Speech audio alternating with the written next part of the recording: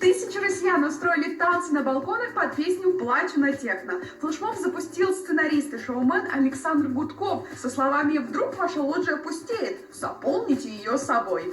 Челлендж не смогли пропустить известные медийщики Сыктывкара Антон Власов и Александр Невзоров. Буквально за сутки они собрали смельчаков, которые танцевали на балконах. Давайте посмотрим, что из этого вышло.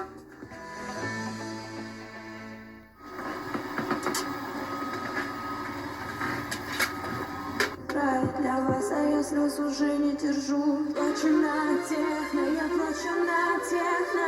Ты не со мной, слезы льются на рейве. Плачу на техно, я плачу на техно. Ты не со мной, слезы льются на рейве. Плачу на техно, я плачу на техно. Ты не со мной, слезы льются на рейве. Плачу на техно, я плачу на техно. Ты не со мной, слезы льются на рейве.